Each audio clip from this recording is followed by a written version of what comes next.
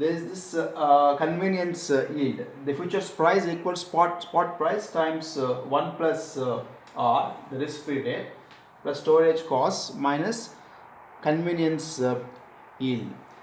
Now if the convenience yield is close to zero or very small, obviously to store the commodity you need to bear the storage cost, so this is going to be positive. If the convenience yield is zero, you have futures price greater than spot price.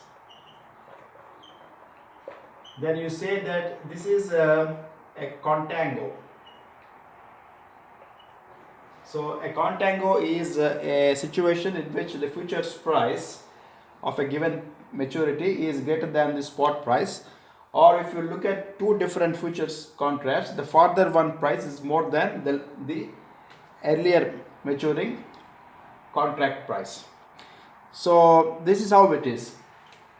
Whereas if the futures price is less than spot price, this is called a backwardation.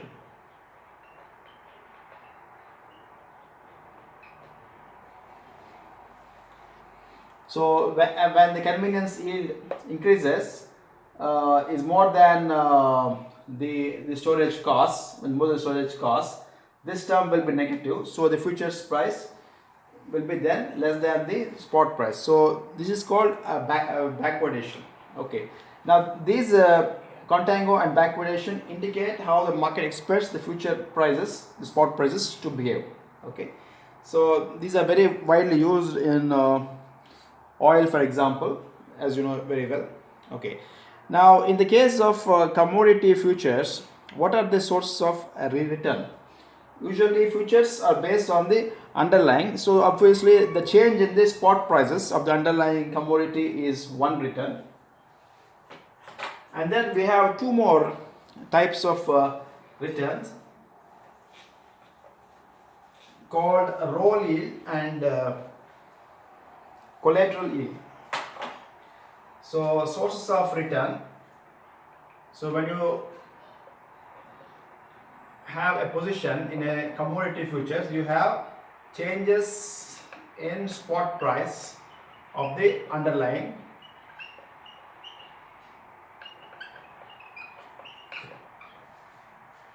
Then the second one is what is called roll yield. This is when you roll from a futures contract to another futures contract, or when you roll to spot. That means you take delivery, or you sell the commodity in the spot market. So this is called the roll yield. So it can be positive or negative. And then the third type is collateral yield. So what is the yield on the collateral? That is the interest earned on the collateral. So there will be three sources of return in the case of commodity futures. Now let us go to REITs. This is an asset class. REITs, as you all know, are very popular.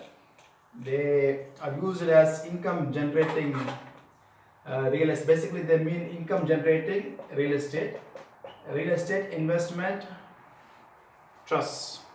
Okay. So in many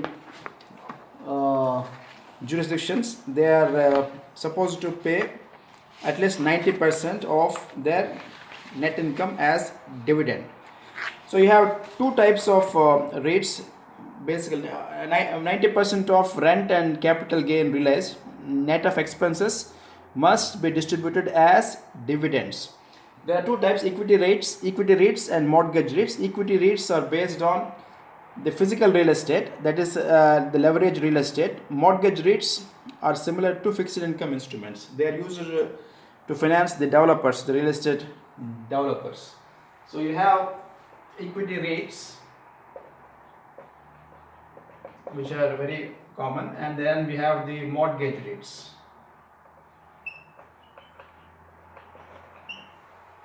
Right. Okay, some other types of REITs also include timber and farmland.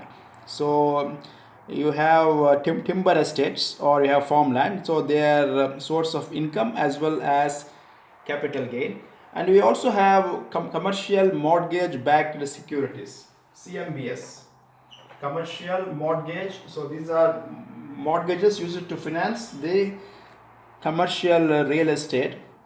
So basically, you have a real estate asset,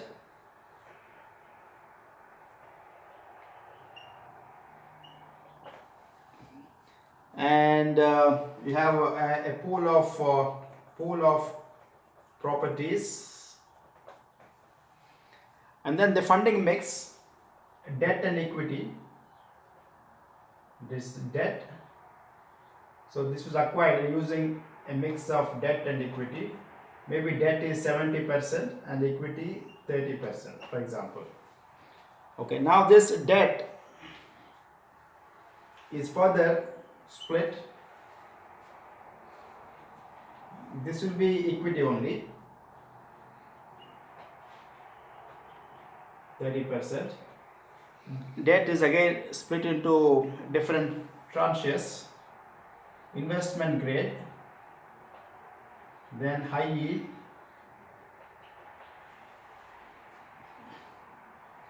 so in high yield you can have double B, or unrated, and this is investment grade. So this can make up 60 to 70%, and this can be 30 to 40%. The tranches. So in the case of losses, the first loss will go to the equity holders, and the last loss will go to the investment grade. So this will have the lowest risk and the lowest return. This will have highest return and highest risk. This is how a CMBS is structured. Now let us go to see how to value real estate. How do you value real estate? So this may be familiar for most of you. So you use basically comparable. There are 4 approaches valuing real estate.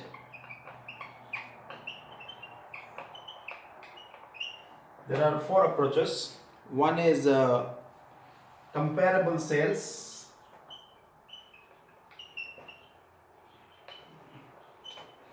2 is income approach.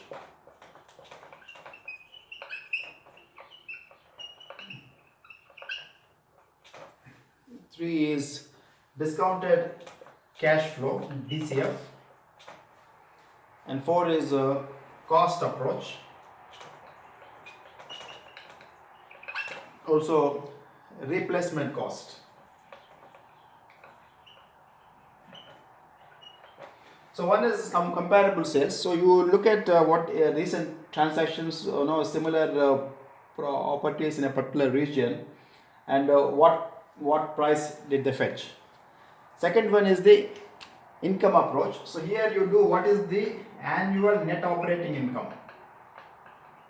So after all your costs, what is the net operating income divided by capitalization rate, cap rate. That will give you the value of the property from an income generating asset. Discounted cash flow. So you have to discount the cash flows by an appropriate rate of return. Cost approach and replacement approach, like you can do by cost or you can do by replacement. Like if you want to replace the property, how much does it cost? We have some terms called FFO, the fund flow from operations, which are used in REITs. So what is fund flow from operations? So this is like cash flow, the conventional cash flow in equity, that is called FFO in REIT terminology. It equals net income. FFO equals net income plus depreciation less gain on sale of property plus loss on sale of property. So this is equivalent to what is called the cash flow. And you also have adjusted FFO, AFFO, adjusted FFO. This is equal to FFO minus recurring capex, that is the maintenance capex. So how much you need to spend to maintain the asset, you subtract the recurring capex. Now REITs trade in the market, you can buy and sell like stocks, and they can trade at both premium or discount to the underlying NAV. So a REIT will have a net asset value and a market price. The market price can be above or below the NAV depending on market conditions at any point of time. Thank you.